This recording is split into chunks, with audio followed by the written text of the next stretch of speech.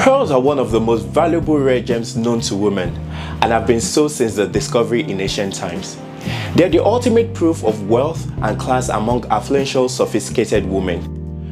Pearls come in at least 20 variations, but I will mention a few of the most popular types, which are Baroque pearls, cultured pearls, acquire pearls, mother of pearl, freshwater pearls, and Tahitian pearls.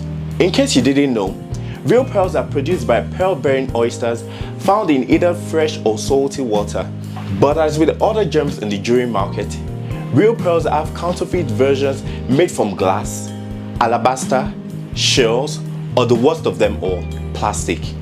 If you're not a discerning buyer, you will easily be fooled into believing imitation pearls made from glass or alabaster, for instance, are the real deal. Why? Because they share quite striking similarities with organic pearls.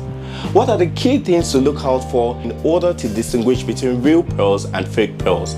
Stay with me, and in a few minutes I will share easy to use methods that will help you determine if your pearls are real or not. The first step you can take is to touch them and feel the temperature. Real pearls are cold to touch for the first couple of seconds before warming up against your skin. Fake plastic pearls have the same temperature as the room temperature, and you don't feel the coolness when you touch them.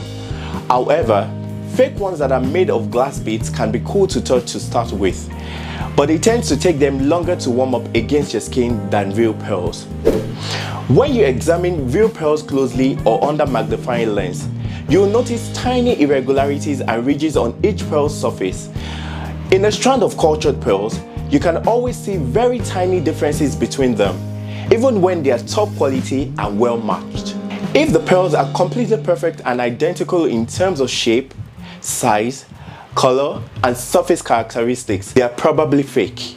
In addition, cultured and natural pearls reflect light differently from the fake ones. The luster of fake pearls has a glassy look and is unnatural.